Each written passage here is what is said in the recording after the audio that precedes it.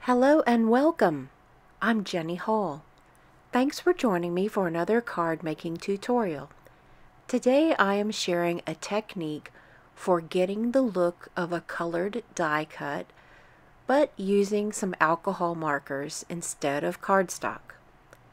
There is a certain look that's achieved whenever you can blend the alcohol markers on paper that's already die cut. It's a beautiful blend and it can't be achieved when using cardstock. I'm using the framelits that are support ribbon framelits, and I'll be stamping with Ribbon of Courage stamp set. The colors I'm using are from Stampin' Blend's full marker set, and I'll be listing the colors down in the video description. I have in my mind that I would like for these colors of the flowers to just jump off the paper.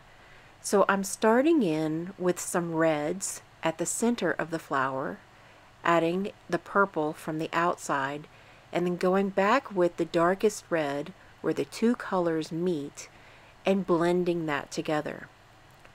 Here is a solid die that I've used the light pink pirouette, saturated the paper with the light color, and then using the darker color just around the edges, I added it and then went back with the lighter color to blend those colors together.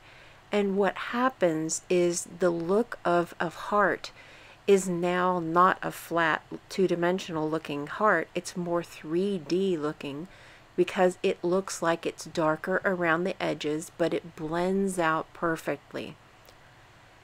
The leaf images from this set of framelits dies are so cute and interesting. I'm adding some yellow colors first as a base so that the yellow and the green will mix together in the paper, and then I'll add some darker shaded areas as well. In the framelit set, there are two different hearts, and so I'm going to use those hearts to move around the eye of the project.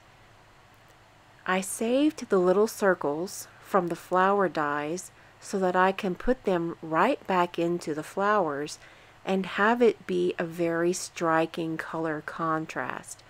So the center of the flowers will end up being orange, and they're going to be very striking. I hope you like the look. So how to position all of these beautiful, amazing colors on a card base is a big question.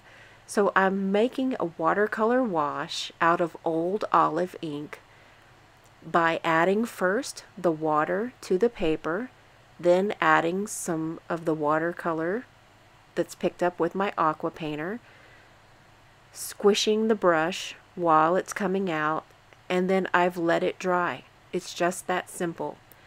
My last video that I created, and I'll link to it here, goes into deep explanation on how to create a watercolor wash, so I hope that will help you. To hold my sentiment, I'm using one of the very small dies from Lots of Labels stamp set. It has some very big and very small placeholders for sentiments, or you could position anything on it. Last week I positioned the little baby from Moon Baby, and it worked out very well. So the stamp that's in Ribbon of Courage fits perfectly onto this little holder, and I can position it in the middle of the card and place all of my elements around it. I'm cutting one of the flowers in half so that I can make it appear partly underneath the sentiment. So to put in these little orange centers, I first added the center to a Stampin' Dimensional and then placed the flower over that because the dimensional was larger than the center of the flower. Only one of the flowers is raised off of the card. The rest are adhered directly down to the card. Sliding in some of those leaves, I'm just adding them where I need to have a breakup in the color. It's someplace that it looks like a leaf would fall naturally. Having that one flower risen up in dimension is just enough to be able to have multiple layers on the card and to give there some real nice texture. This is a fantastic set of dies that I don't nearly use enough. There is so much interest in the way that they are created, that they're crafted and drawn, that there's so many possibilities with it. One of the little hearts is going to be raised up, and I should have cut the dimensional in half, but I didn't, and so now I'm trimming off so that it won't show underneath. This has been a very fun project.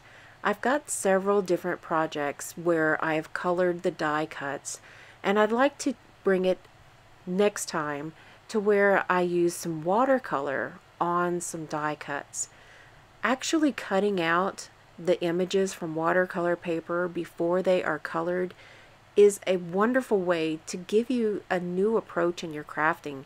It's not the same thing that's happened over and over again, and sometimes that brings new ideas. Fresh ideas to the table are always welcome. Thank you so much for joining me today. All of the products that I've used are available in my online store. This is the Ribbon of Courage bundle, and it's 10% off, but only for a limited time. Go to jennystampsup.com and you can get more information on this project. Thanks for joining me today. I'll see you next time. Thanks for watching the video. Have a good day!